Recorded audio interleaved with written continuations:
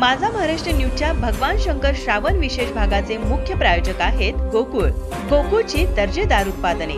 कोल्हापुरातील श्री ऋणमुक्तेश्वरांचं काय आहे महात्म्य?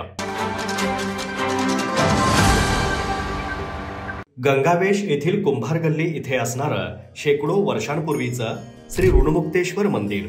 या मंदिराच्या बाहेरील बाजूच्या सोनेरी नक्षीकामामध्ये ओम असं कोरलेलं असून ग्रहांची नावेही कोरलेली असल्यामुळे मंदिराच्या सौंदर्यात आणखीनच भर घालत असल्याचं पाहायला मिळतं. मंदिरात लावलेल्या फलकावरील मजकुरावरून इंद्रदेवांनी जेव्हा वृत्तासुराचा वध केला ही त्यांच्या हातून ब्रह्महत्या झाली. या ब्रह्महत्येच्या पातकापासून मुक्त होण्यासाठी काय योजना करावी असं इंद्रदेवांनी नारद मुनींना विचारलं.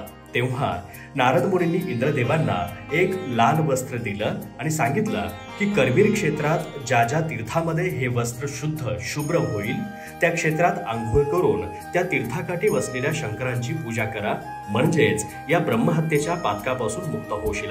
नारद मुनींनी सांगितल्याप्रमाणे निरनिराळ्या तीर्थात स्नान करीत असताना इंद्रदेवांनी जेव्हा ऋणमुक्तेश्वर तीर्थात स्नान केलं त्या क्षणी ते वस्त्र शुभ्र झालं. म्हणून इंद्रदेवांनी त्या तीर्थाच्या काठावरील शंकरांची पूजा करून इंद्रदेव ब्रह्महत्येच्या ऋणातून मुक्त झाले. गंगावेश येथील सध्याचे शाहू उद्यान म्हणजेच कुंभारतळ आणि त्यावेळी कुंभारतळ्याच्या काठावर असणारं श्री शंकरांचं देवालय हेच श्री ऋणमुक्तेश्वर मंदिर.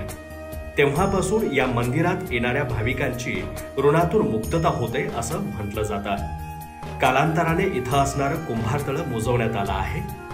श्री ऋणमुक्तेश्वर मंदिराची स्थापना 1942 साली करण्यात आली.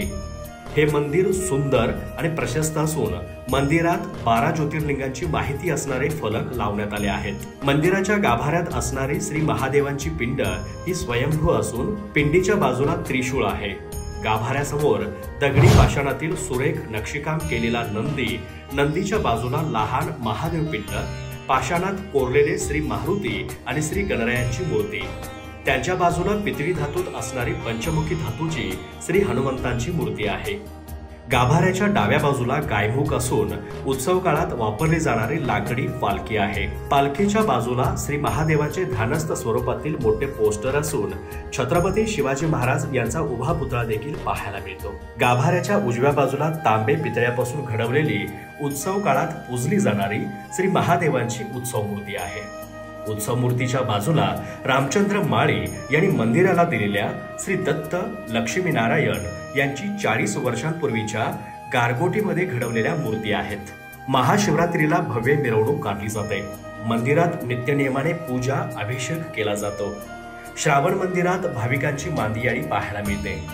या मंदिराची सुरेश पुरेकर हे पुजारी गेली 25 वर्षे सेवा करत आहेत.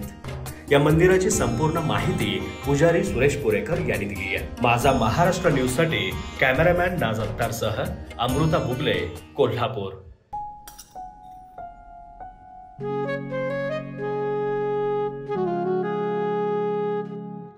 बाबा, आज येताना बासुंदी घेऊन या ना. अगं, कालच आपण आईचा वाढदिवस होता म्हणून आणली होती ना. ऐकलं, गोकुळची बासुंदी पुन्हा खावीशी वाटतेय. खरं सांगू, मलाही खावीशी वाटतेय.